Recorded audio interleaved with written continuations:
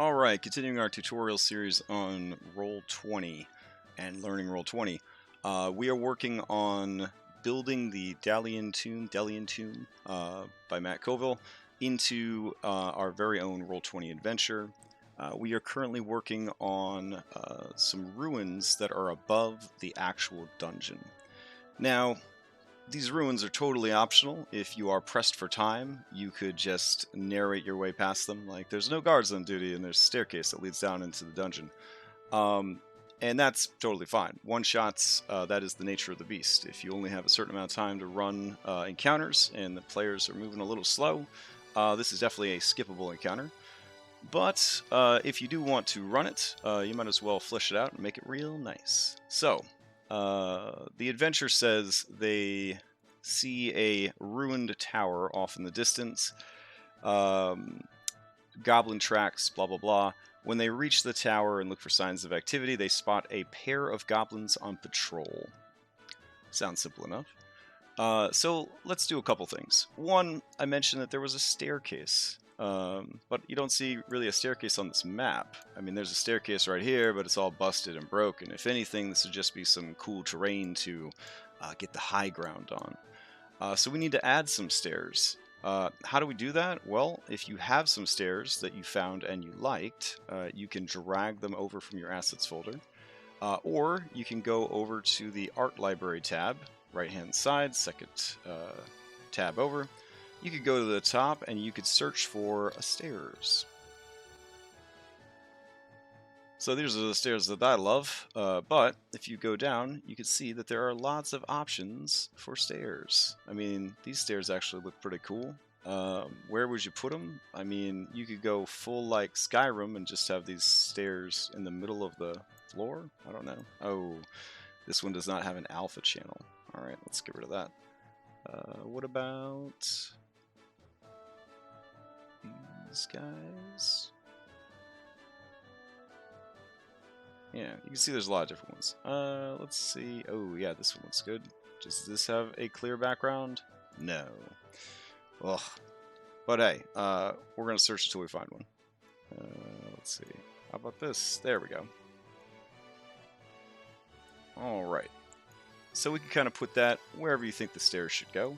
Let's see. Maybe up against the wall here would be good. I mean, structurally it doesn't make a lot of sense, but I like it. Let's see. There we go. And then once you've placed it, you're going to left click and go to layer and move it to the map layer. There we go. Now they know that they can go down these spooky spiral stairs and take them down into the dungeon. Alright, so let's see. 2 goblins live here on patrol. So, if we have purchased our monster manual, all we have to do is go over to Compendium and type in a goblin. And there they are. And we could drag them in. And then it pops up and says, "Is this what you meant?" It's like, yep, that's what I meant. I want some goblins. And I'll tell you what, goblins against first level characters, yeah, they're pretty tough. I'm going to drag this goblin in over here. And there we go. We got 2 goblins guarding the base. But what if you have not spent the $30 necessary to have hundreds of monster tokens already built for you? Well, I guess you're going to have to build it from scratch.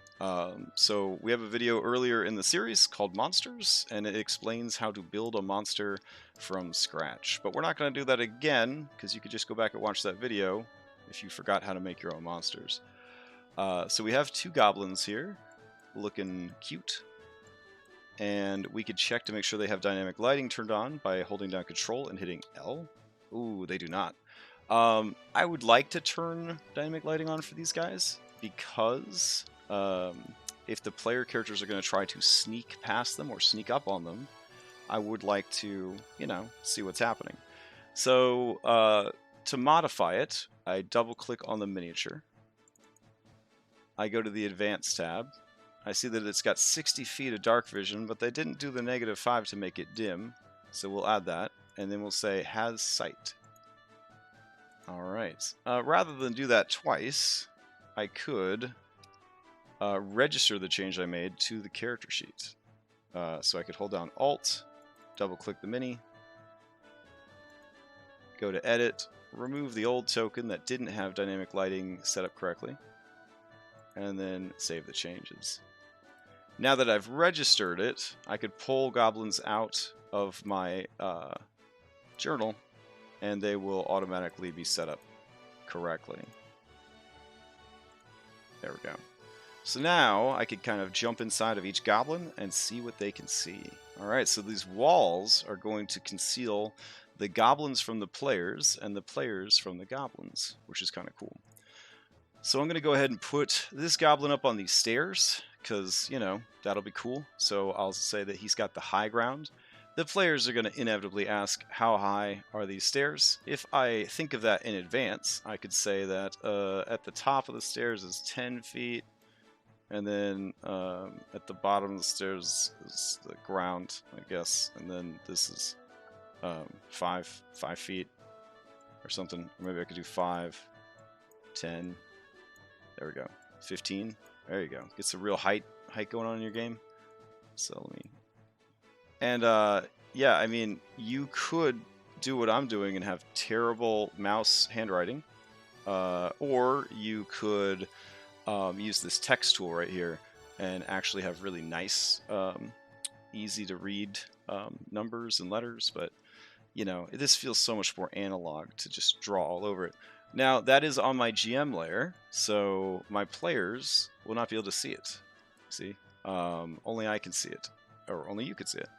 And you can change how bright or dim it is, how, you know, the opacity, with this little slider here, which is kind of cool.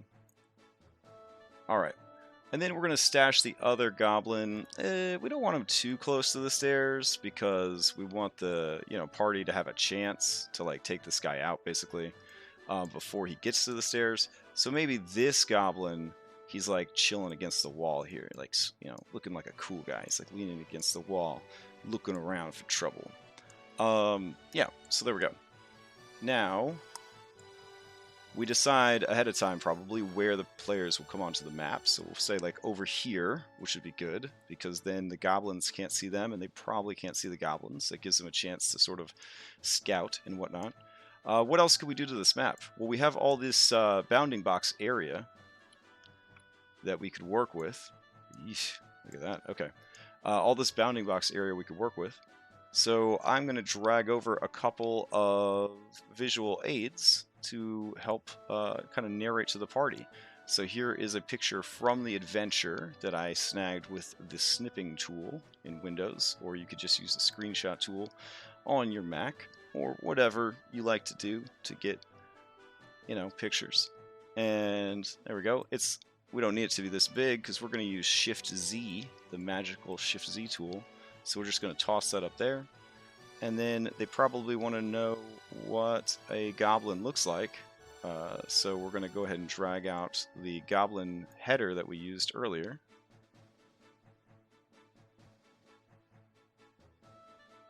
There we go. And we'll stash that up here as well. Cool. And these can be stretched and squished and everything, because when you do Shift+Z, they will appear their normal size and aspect ratio, which is pretty cool. So as you're reading the description of the tomb, you could then toss up this as you're reading. So you could say, you know, a ruined tower sits on a rocky hill, blah, blah, blah, blah, blah. As you approach, you notice that there are 2 goblins on patrol around the ruins, looking for intruders. Right? Sets the scene pretty well. Now we got 2 goblins there. The map is dynamically lit to be dim, so that it kind of simulates it being nighttime, but it is lit everywhere, so it's probably like a full moon lit night or something. If the players wanted it to be brighter, like this goblin, maybe he doesn't like having disadvantage to his perception checks, maybe he has a torch lit, so you could drag a torch out, and just like that, you see that the area around him is a little bit brighter. It was hard to see, but you can kind of see as it moves around, it's just a little bit brighter because of the torch. All right, so that is that. We have added some visual aids. We have added some monsters. We have added some DM notes for ourselves about how things are going to go down, and we added the entrance to the dungeon. So in that way, we have enhanced the map just a little bit to make it match up with the adventure and set ourselves up for success in the inevitable conflict that will rise between the goblins and the player characters.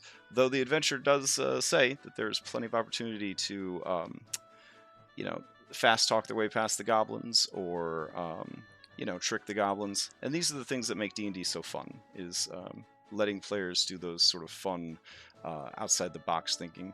Though with only 2 goblins, if they did get the drop on them, they could murder them pretty quick. So they only got 7 hit points. All right, in the next video, we will make the sad assumption that they got in a fight, and we will talk about setting up initiative for an encounter using initiative buttons. It will be our first macro video, so we're going to learn to make a macro in the next video. All right, see you then.